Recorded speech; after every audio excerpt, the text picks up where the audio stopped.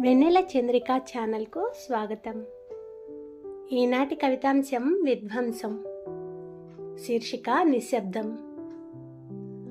అచలకీల అదిమిపెట్టిన ఆర్ద్రతల సంఘర్షణ వ్యక్తపరిచేను వ్యాకులతల భూకంపాలు.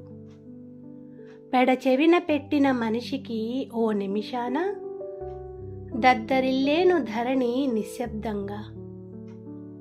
గుండెలోన దాచిన బడబాగ్నుల పర్వతాలు, ఎగసి పడుతున్న అగ్నికీలల అసహాయతలు. పెడచెవిన పెట్టిన మనిషికి ఓ సమయాన బద్దలైన అగ్నిపర్వతం నిశ్శబ్దంగా. ఎన్నో రహస్యాలను కడుపులో దాచుకున్న ప్రశాంతమైన కడలిలో వేదనల సుడులు హెచ్చరిస్తూనే ఉన్నది భీషణమైన ఘోషతో.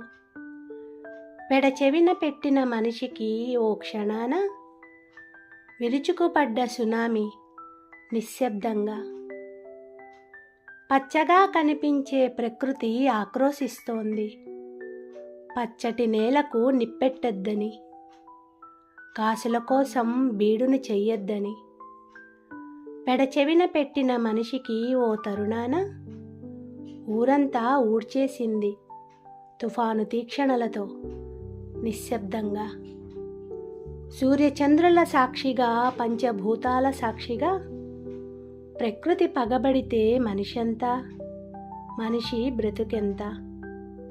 బ్రతికేందుకు కూడా ఏమీ లేదంట, చివరకు మిగిలేదంతా శూన్యమంట నిశ్శబ్దంగా.